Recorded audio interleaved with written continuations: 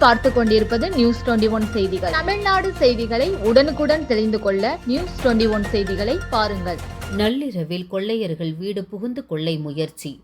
திண்டுக்கல் மாவட்டம் வேடசந்தூர் தாலுகா நல்லமனார்கோட்டை புதுநகரில் சரவணன் மற்றும் செல்லம்மாள் ஆகியோரது வீட்டில் கொள்ளையடிக்க கொள்ளையர்கள் முயற்சி செய்துள்ளனர். நள்ளிரவில் சப்தம் கேட்டு எழுந்து கூச்சலிட்டதன் காரணமாக செல்லம்மாள் என்பவரை கொள்ளையர்கள் தலையில் அடித்து பலத்த காயம் ஏற்படுத்திவிட்டு தப்பி ஓடிவிட்டனர்.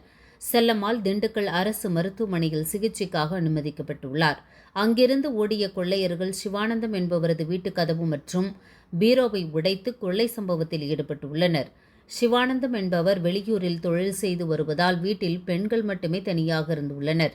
இதனை பயன்படுத்தி கொள்ளையர்கள் பீரோவை உடைத்து நகை ஏதும் இல்லாததால் 9,000 ரூபாய் பணத்தை எடுத்துக்கொண்டு தப்பி ஓடியுள்ளனர். அதேபோன்று நேற்று முன்தினம் கிழக்கு மாரம்பாடியில் இரவில் வீடு புகுந்து 3 பவுன் தங்கச்சங்கிலி பறித்து கொண்டு தப்பி ஓடிவிட்டனர். இதுபோன்ற சம்பவம் அப்பகுதியில் தொடர்ந்து நடைபெற்று கொண்டிருக்கிறது. தகவல் அறிந்து வந்த எரியோடு காவல்துறையினர் கைரேகை நிபுணர்களை வரவழைத்து கைரேகை பதிவு செய்து வழக்கு பதிந்து தீவிர விசாரணை மேற்கொண்டு வருகின்றனர்.